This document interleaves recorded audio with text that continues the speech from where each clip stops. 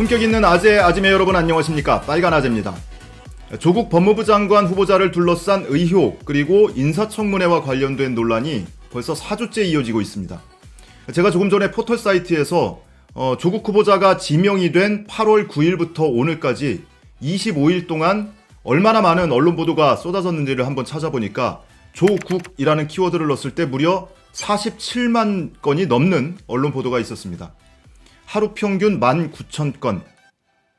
실감이 안 가시죠? 너무 많은 양이라. 최근 몇 년 동안 국내에서 이 정도 사이즈의 이슈가 뭐가 있었는지 곰곰이 생각을 해보니까 3년 전에 박근혜 전 대통령 탄핵 때도 엄청나게 많은 언론 보도가 있었습니다. 그래서 그때랑 비교를 해봤습니다.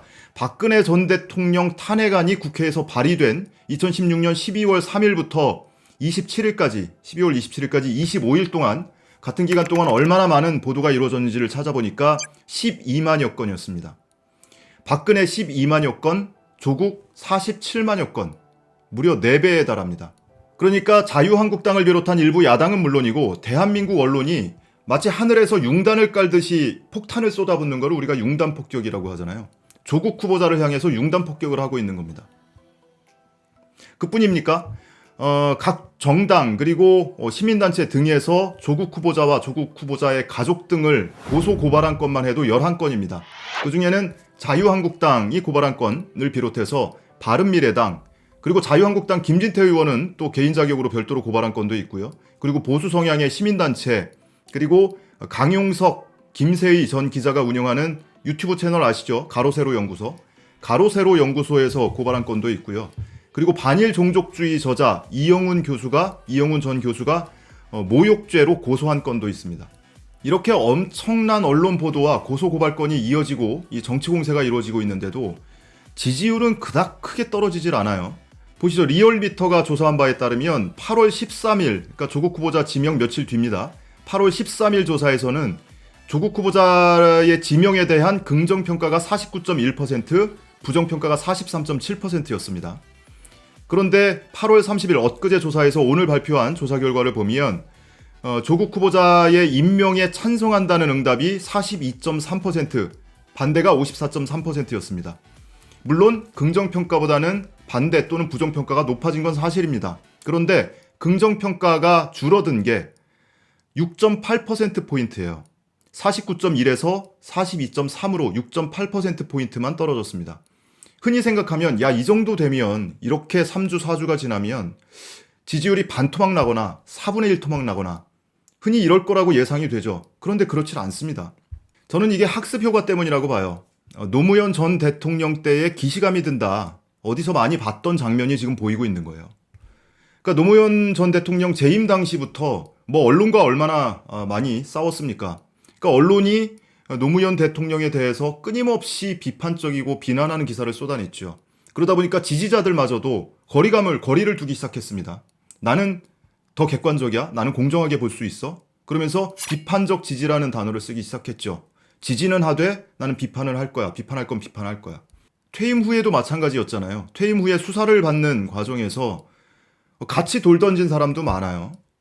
그리고 검찰이 또는 국정원이 논두렁식의 이런 공작을 흘리고 하면서 많은 국민들이 등을 돌리게 만들었습니다. 결국에 전 대통령을 안타까운 사고로 우린 잃었지요.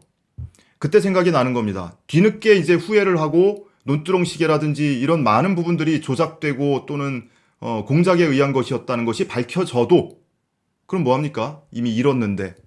그러니까 맹목적으로 지지를 하자는 건 아닙니다. 그런데 최소한 사실관계, 진실부터 확인을 한 뒤에 비판을 하든 지지를 하든 그때 결정해도 늦지 않는다.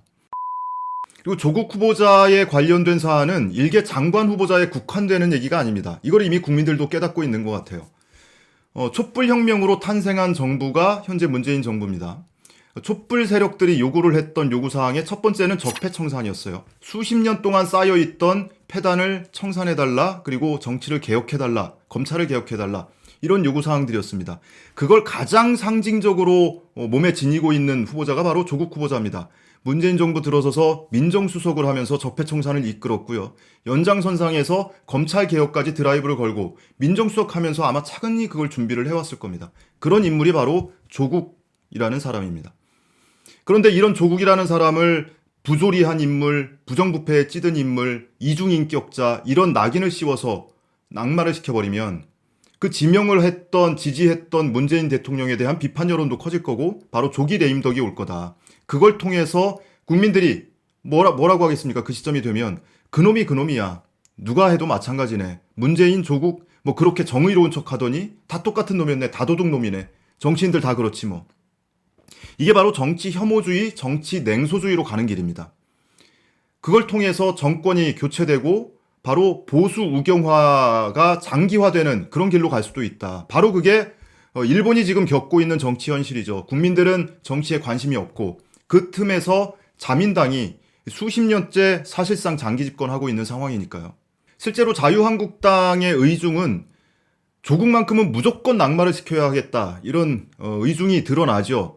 지금 자유한국당이 지금은 뭐 조국 후보자 또는 그 가족들을 둘러싼 각종 의혹을 빌미로 해서 지명을 철회해라, 자진 사퇴해라 이러고 있지만 처음부터 그랬습니까? 처음에는 가족에 대한 의혹 또는 뭐 펀드가 어떻고 무슨 운동학원이 어떻고 딸이 어떻고 이런 얘기 한마디도 안 나올 시절이었습니다.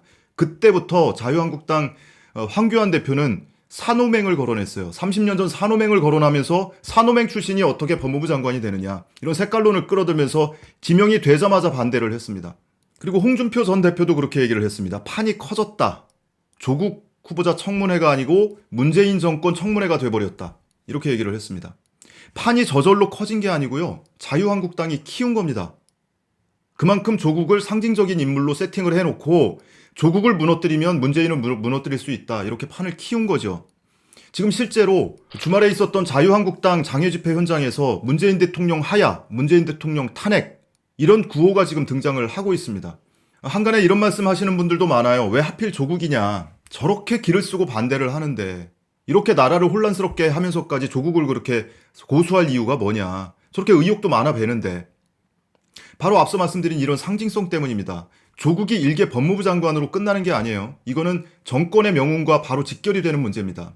그걸 알기 때문에 저들도 공격을 하는 거고 방어를 하는 쪽에서도 그렇게 방어를 하고 있는 겁니다.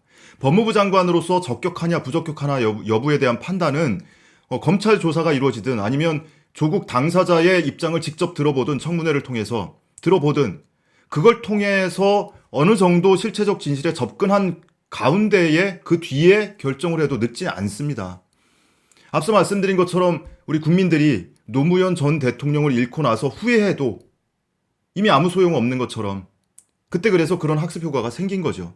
25일 동안 무려 47만 건이 쏟아지는 그 기사에 휘둘려서 저 사람 내치고 뭐 예전에 했던 말로 비판적 지시로 돌아서면 그러면은 예전에 했던 그 실수를 또 다시 되풀이할까봐 그래서 국민들이 어떻게든 지키려고 하는 겁니다. 그게 바로 그런 의사가 온라인 공간에서 표출된 게 바로 이 검색어 전쟁입니다. 검색어 전쟁. 처음에 조국 힘내세요로 시작된 이 검색어 배틀이 조국 힘내세요에서 가짜뉴스 아웃, 보고 싶다 청문회, 나경원 사학비리 의혹, 그리고 법대로 조국 임명 이렇게 매일같이 실시간 검색어 상위권을 장악을 하고 있는 겁니다. 그게 국민들의 의사가 그 기시감이 드니까 다시 그런 실수를 되풀이하지 않으려고 어떻게든 조국을 지켜내고 문재인 대통령을 지켜내겠다. 이런 의사가 여기서 반영이 된 겁니다. 그리고 이를 통해서 누군가 헷갈리고 있을 법한 사람에게 응원을 하고 힘을 주는 겁니다. 너 혼자만 아니야. 우리 같이 응원하고 있는 거야. 힘을 내자. 결론은 같은 실수를 되풀이하지 맙시다. 이렇게 얘기하고 있는 겁니다.